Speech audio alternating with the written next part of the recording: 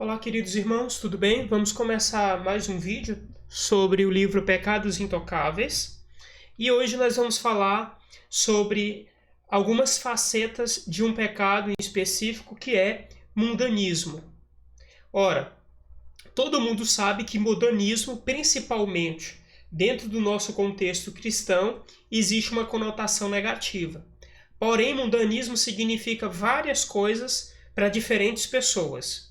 Então, nós precisamos entender que mundanismo é um conceito objetivo, não é algo subjetivo. Ou seja, não é algo que faz parte das minhas preferências. Por isso, irmãos, nós precisamos entender que mundanismo é muito mais do que uma lista de atividades proibidas ou algumas conveniências do mundo moderno. Então, qual é o conceito do mundanismo? Nós podemos tomar o conceito emprestado de vários textos das Escrituras. Podemos lembrar aqui de 1 João capítulo 2, versos 15 a 16, quando ele fala sobre a concupiscência da carne, a concupiscência dos olhos, a soberba da vida, ou seja, que identificam exatamente o meu desejo, aquilo que eu quero, que tem com o mesmo desejo com que o mundo deseja essas coisas que são efêmeras, que são passageiras.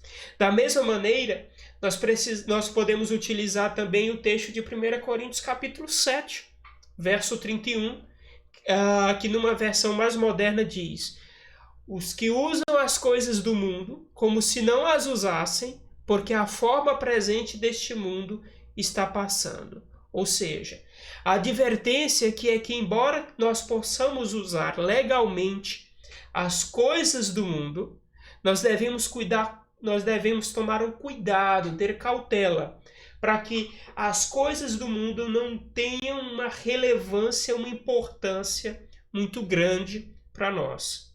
Então, meus irmãos, nós podemos ter aqui duas definições rápidas, sem ter a pretensão de ser exaustivo, do que é mundanismo. Segundo o autor Jerry Bridges, mundanismo pode significar estar apegado às coisas, estar monopolizado ou preocupado com aquilo que é passageiro, com aquilo que é deste mundo. Ou seja, o mundanismo seria uma atitude, um comportamento com a qual até as coisas que são legítimas elas se tornam pecaminosas devido ao valor exagerado que nós atribuímos a essas coisas. Uma segunda definição de mundanismo significa aceitar os valores, as regras morais e as práticas da sociedade, ou seja, sem discernir esses valores. Recentemente, eu li um livro do autor John Stott, onde ele falava exatamente sobre isso. Ele dizia nesse livro, intitulado Cristianismo Equilibrado, o livro é extraordinário, ele afirmava que, durante muito tempo, e ainda em vários círculos cristãos, acredita-se que mundanismo se refere a determinados tipos de músicas, a determinados tipos de coisas e a determinados tipos de valores. Mas mundanismo, segundo o autor John Stott, tem muito mais a ver com a maneira como nós enxergamos a vida, enxergamos as nossas práticas. Ou seja, se você pode até não ter determinadas práticas que para você são mundanas, mas se você pensa como mundo em determinadas áreas essas que nós vamos trabalhar aqui, você é culpado desse pecado de mundanismo. Então, meus irmãos, mundanismo, rapidamente definido, é isso. Pode ser ou o apego desmedido às coisas deste mundo, ou o pensamento, atitudes e valores e regras ou práticas conforme este mundo. Então, a partir dessa definição, nós vamos aplicá-la em 3 áreas. E como as áreas exigem um tratamento mais específico e para que também o vídeo não fique muito grande, eu vou dividir então essa parte em dois vídeos, tá? Nós veremos aqui o mundanismo e como ele se aplica à área do dinheiro, da imoralidade, engasgou aqui, e quanto à área da idolatria, tá? Então nós vamos ver mundanismo e alguns pecados aceitáveis, tá? Dentro dessas três áreas. Então, no vídeo de hoje, irmãos, eu gostaria de enfocar com os irmãos apenas como o mundanismo ele se aplica ao dinheiro, tá? Então veja só, o autor ele traz várias pesquisas, né, no livro com relação aos Estados Unidos, que é claro, o livro foi escrito primordialmente para um público leitor americano. E nós não temos muitas pesquisas sobre os dados de consumo da população brasileira, mas eu fui atrás de alguns. Por exemplo, nós vivemos em uma situação aonde, segundo as últimas pesquisas, 56% dos brasileiros não guardam um real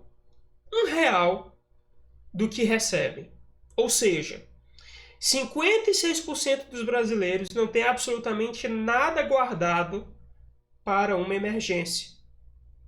Se nós fôssemos ver outros dados, nós veremos que 60% das famílias brasileiras, 60%, tem uma conta inadimplente. E o que é inadimplente? Inadimplente não é a fatura atrasada de um cartão de crédito. Inadimplência é quando você está 3 meses sem pagar uma conta. Então, meus irmãos, esse é brevemente o panorama financeiro do nosso país.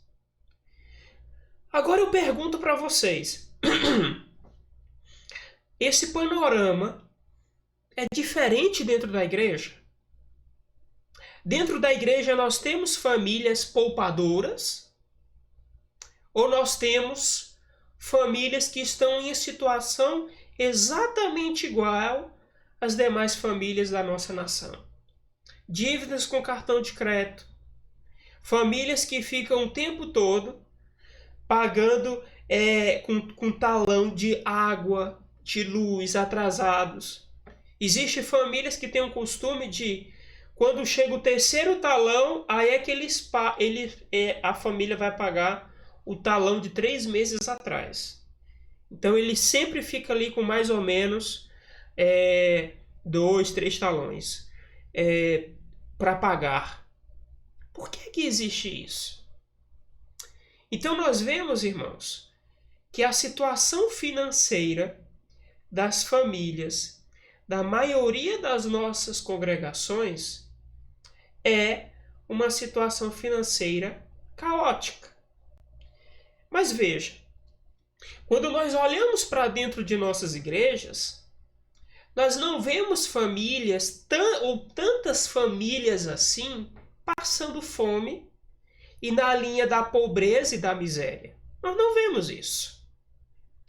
Nós vemos pessoas que têm ali suas moradias razoáveis, seus meios de transportes razoáveis, porém, que tem uma conta constantemente no vermelho e que com dívidas se acumulando. Então, por que acontece isso? E aí, outra coisa. Talvez se fôssemos fazer uma pesquisa, né, quanto à proporção de membros de nossas igrejas que são ofertantes, nós ficaríamos também bastante alarmados com relação a isso. Bastante alarmados também. Porque veja, irmãos,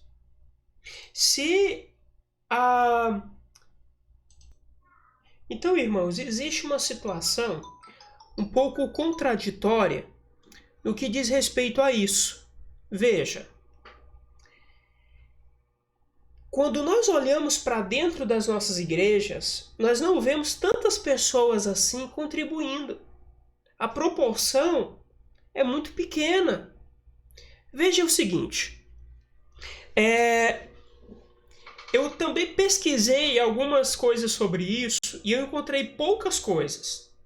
Então eu encontrei basicamente duas pesquisas sobre isso. Uma da Associação Brasileira, salvo me engano, de Educação Financeira, e outra da Fundação FGV. A pesquisa da Associação Brasileira de Educação Financeira, se não me engano a entidade é essa, fez uma pesquisa sobre os hábitos de consumo das famílias, principalmente de baixa renda, e descobriram que a maioria das famílias, a maioria dos aposentados e a maioria dos beneficiários do Bolsa Família tinha entre os seus compromissos de orçamento familiar o dízimo. O dízimo. Essa pesquisa de 2017 constatou o seguinte, que à medida em que a renda das pessoas ia aumentando, mas ia desaparecendo o compromisso com o dízimo. Ou seja, nós temos aqui aposentados que ganham um salário mínimo e beneficiários de programas sociais que têm no seu compromisso orçamentário familiar ofertar para a igreja. E nós temos famílias que ganham muito mais do que isso e que não têm nem todas as despesas que essas famílias de baixa renda têm, não têm o compromisso com o dízimo. Essa foi a pesquisa. Teve uma pesquisa mais antiga, se eu não me engano, de 2007, da Fundação Getúlio Vargas, que fez uma pesquisa a respeito também sobre um pouco desses hábitos de consumo. Apesar de ser uma pesquisa antiga, eu não sei se mudou muita coisa nas nossas igrejas com relação a isso. A pesquisa disse o seguinte, pegou os membros, e eu achei interessante isso, né? Pegou os membros das igrejas pentecostais e neopentecostais e dividiu e separou dos membros das igrejas tradicionais. E nessa pesquisa descobriu o seguinte, que os membros das igrejas tradicionais costumam ofertar 1,4% da sua renda anual. É isso mesmo, irmãos.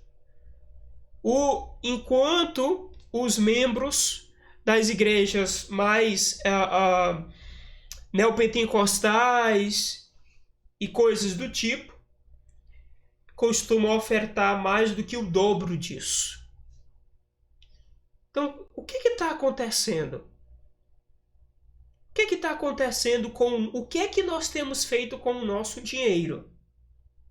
O que a gente tem feito? A gente não tem ofertado para a igreja. A gente também não tem poupado.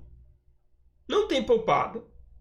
Se eu fizesse uma pesquisa dentro da nossa igreja, dentro da própria nossa igreja, com certeza eu encontraria em torno de menos de 30% das famílias poupam alguma coisa, tem algum dinheiro guardado. Pouquíssimos.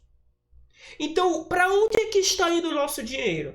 A gente nem está guardando, nem está ofertando e nem está ajudando os necessitados.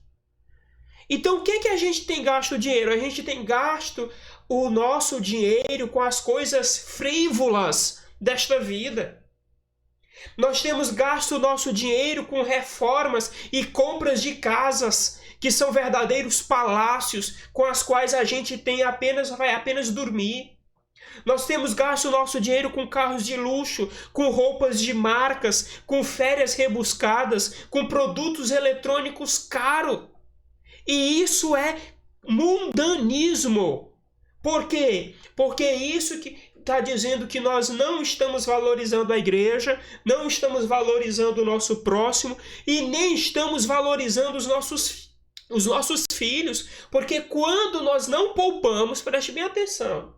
Você que é pai, você que é mãe, preste bem atenção nisso aqui. Se você não poupa para os seus filhos, você não pode ser considerado ainda um pai que cumpriu todos os deveres necessários. É isso mesmo. Você tem uma responsabilidade para com seus filhos. E isso envolve exatamente nisso. Meus irmãos, eu vejo alguns pais falando algumas coisas que me deixam aterrorizados. Diz, porque eu estou investindo no meu filho, porque ele é o meu projeto de aposentadoria.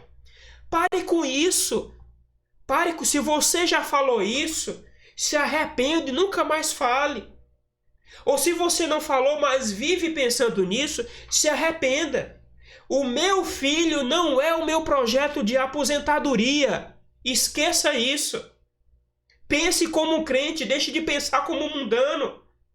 E você tem um dever moral. O dever moral de, inclusive, constituir herança para os seus filhos. Mas o que nós vemos é justamente o contrário. Sabe por quê? Porque nós vemos justamente o seguinte: a conversa parece uma cantiga. Olha, o meu pai era uma pessoa muito rica, era uma pessoa de muitas posses, e hoje meu pai não tem nada. Meu pai tinha muitas terras, muito dinheiro, carros de luxo, e hoje ele não deixou absolutamente nada para os filhos. Meu irmão, isso é muito triste. É muito triste quando a gente vê justamente famílias, muitas vezes querendo consumir de uma maneira desenfreada e sem pensar, e muitas vezes o que deixam para os filhos são apenas dívidas.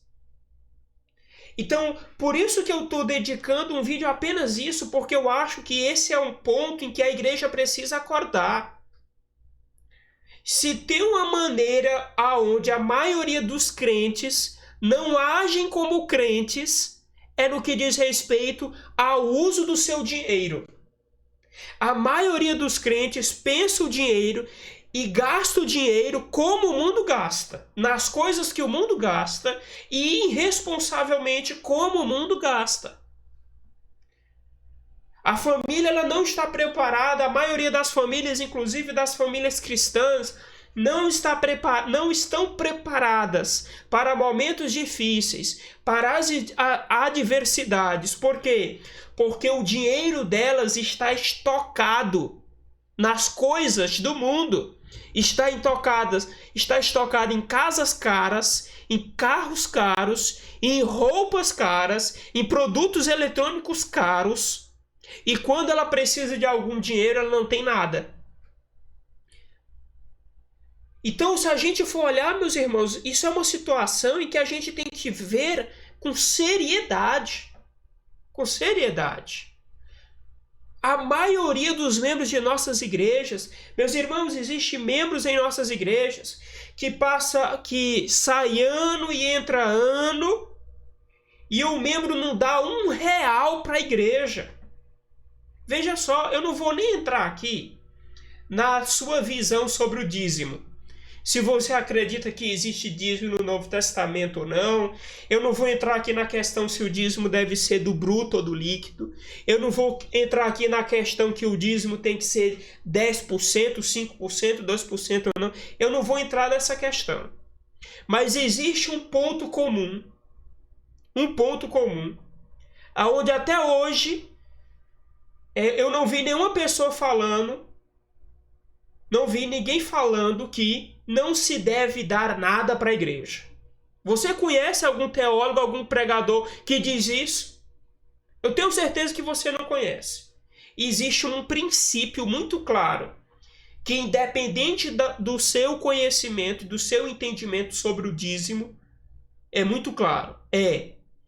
Há um dever moral de você contribuir para com a igreja que lhe alimenta. Há o dever moral. A igreja ela possui custos. Ela precisa pagar um pastor da qual você liga quando sua família está doente, você liga quando você tem um problema na sua família, quando você quer se aconselhar. Então, meu irmão, pense nisso. Como é que pode você estar ano atrás anos na igreja sem dar R$1 para a igreja? Você está sendo alguém mundano. Você está sendo alguém mundano com relação a isso. Essa é a verdade. E você está pecando. E aí eu quero citar, inclusive, uma frase aqui do Jerry Bridges que sintetiza, encapsula justamente essa ideia. Ele diz o seguinte: eu acho que o conceito de dízimo perdeu a força não porque deixou de ser considerado um ensino bíblico, mas porque nos tornamos mundanos em nossa atitude para com o dinheiro. E como resultado, ficamos avarentos com Deus. É justamente essa a ideia. Meus irmãos, e veja só como as coisas estão completamente equivocadas. As pessoas, elas acreditam que quanto mais dinheiro você tiver, mais tentado você vai ser a amar o dinheiro. Meus irmãos, e a questão não é essa. O pecado de amor ao dinheiro, da mesma forma que ele pode estar presente no pobre, que ele pode estar presente no milionário, ele pode estar presente no pobre. Alguém que ganha pouco e alguém que não sabe administrar o seu dinheiro está errado. Sabe por quê? Porque tudo é de Deus. O seu dinheiro foi Deus que lhe deu. As suas posses foi Deus que lhe deu. E se você gasta o seu dinheiro com lixo, e existe inclusive pesquisa sobre isso, que geralmente 30% do nosso dinheiro é gasto com lixo. É gasto com coisas que nós compramos e usamos raramente. É gasto com coisas que nós compramos simplesmente pela marca. É gasto com coisas que nós compramos recorrentemente, que nós nem utilizamos. Então, pense sobre isso. Você é um mordomo. Você é o mordomo das coisas de Deus. Mandato cultural é isso. Deus, ele coloca posses. Ele coloca bens em suas mãos e cabe a você administrar os bens que você recebe para a glória dele. Agora me diga uma coisa, você está administrando bem o seu dinheiro com dívidas que se acumulam no cartão de crédito por compras de coisas supérfluas? Então você não tem dinheiro, você não tem R$1 para ajudar a igreja, você não se disponibiliza R$1 para ajudar o seu próximo. E você, a maneira que você vive de uma maneira em que você vai se tornar, muitas vezes, um peso para os seus filhos, porque simplesmente o que você construiu de patrimônio, você teve a proeza, ironicamente falando, de destruir com suas próprias mãos. A igreja precisa acordar. Dinheiro não foi algo e não é uma área da nossa vida que o Senhor colocou em nossas mãos para nós utilizarmos e trabalharmos da maneira como nós bem entendemos. Meus irmãos, é com tristeza que eu falo. Se existe uma área de mundanismo muito presente na nossa vida, é a área no que diz respeito ao uso do dinheiro. A maioria, inclusive dos crentes, muitas vezes faz uso de dinheiro de maneira irresponsável. Meu irmão, vai ler Provérbios. Você não precisa pagar um coach, assistir uma palestra no coach ou passar horas no YouTube assistindo um coach dizer aquilo que é óbvio. É você gastar menos do que você ganha. É você poupar para as suas necessidades. A única coisa que você precisa é ler Provérbios. Leia Provérbios e aprenda com o próprio Deus a lidar com o dinheiro que pertence a Deus. É isso que a gente precisa. Mas muitas vezes nós temos uma atmosfera em que o dinheiro domina a nossa vida e não Deus. As coisas deste mundo dominam as nossas vidas. Nós recebemos o salário e o salário escoa das nossas mãos. Eu não sei com o que é que eu tanto gasto. Não, eu até ganho bem, mas realmente eu não sei para onde meu dinheiro está indo. Eu não consigo dar o dízimo porque o meu dinheiro se esvai rapidamente. Você não consegue dar o dízimo com o salário que você ganha? E por que o aposentado da igreja, que ganha um salário mínimo, que gasta com remédio, que gasta com condução, que muitas vezes gasta com aluguel, consegue dar o dízimo e você não, meu irmão? Pense sobre isso. Coloque as suas finanças em espelhamento com o que a palavra de Deus diz. E pense e haja contra o seu dinheiro da maneira que Deus diz e não da maneira que o mundo diz. Então eu sei que muitas vezes há situações em que nós nos colocamos em necessidade por coisas inesperadas. Mas muitas vezes as situações de endividamento das famílias brasileiras ocorrem, e principalmente e muitas vezes das famílias cristãs ocorrem porque elas gastam mal o que elas têm. Então você precisa ter o dever de poupar. Sim, você precisa poupar. Mas não dá, eu ganho pouco. Diminua suas contas ou trabalhe mais. Mas você precisa poupar e você precisa doar. E você precisa gastar menos com aquilo que é supérfluo. E gaste com aquilo que é importante. A igreja é importante para você? Como é que a igreja é importante para você se você não gasta R$1 com a igreja? O futuro é importante para você? Se é importante, por que você não poupa R$1? Nós precisamos pensar como crentes, inclusive nessa área.